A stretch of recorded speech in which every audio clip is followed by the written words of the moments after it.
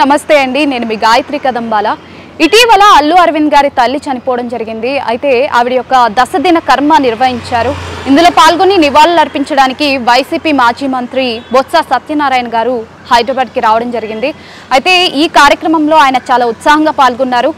అయితే ఈ కార్యక్రమానికి అటు సినీ ప్రముఖులు ఇటు రాజకీయ నాయకులు కూడా విచ్చేశారు. ముఖ్యంగా గంటా శ్రీనివాస్, రఘురామ్ కృష్ణంరాజు కూడా ఇందులో పాల్గొనడం జరిగింది. అయితే బొత్స సత్యనారాయణ గారు వీళ్ళిద్దరితో చాలా క్లోజ్గా ఫోటోలు దిగారు. ఆ ఫోటోలు కాస్త ఇప్పుడు సోషల్ మీడియాలో వైరల్ అయ్యాయి.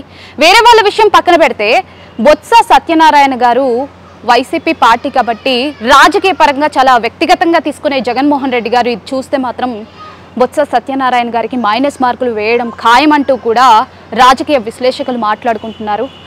అయితే రఘురామ్ కృష్ణంరాజుతో బొత్స సత్యనారాయణ గారు చాలా క్లోజ్గా మూవ్ అవ్వడం జగన్మోహన్ రెడ్డి తట్టుకోలేరంటూ కూడా చాలామంది కమెంట్స్ చేస్తూ ఉన్నారు.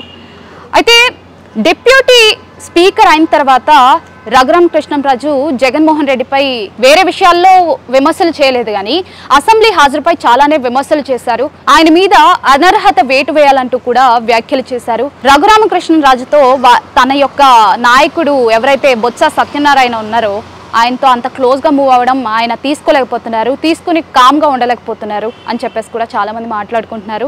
అయితే బొత్స సత్యనారాయణ గారి విషయంలో పార్టీలో చాలా వ్యతిరేకత కూడా ఉంది. ఎందుకంటే ఆయన ఇంట్లోనే ఉంటున్నారని అవసరమైతే తప్ప ఒక ప్రెస్ మీట్ పెట్టి పైపైన విమర్శలు చేస్తూ రాజకీయాల పరంగా ఎవరితో టచ్లో ఉండాలో వాళ్ళతోనే టచ్లో ఉంటున్నారంటూ కూడా కొన్ని ఆరోపణలు ఉన్నాయి ఆయన మీద.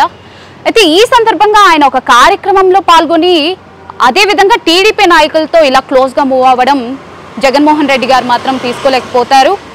ఇన్ కేస్ ఆయన చూస్తే మాత్రం బొత్స సత్యనారాయణ గారిని పార్టీలో కొంచెం దూరం పెట్టడం ఖాయమంటూ కూడా చాలామంది మాట్లాడుకుంటున్నారు. ఎందుకంటే తనకు శత్రువులు, తన పార్టీలో అందరికీ కూడా శత్రువులు అన్నది ఆయన భావన అని చెప్పుకోవాల్సిన పని లేదు. కాబట్టి ముందు ముందు ఏం జరుగుతుందో చూడాలి.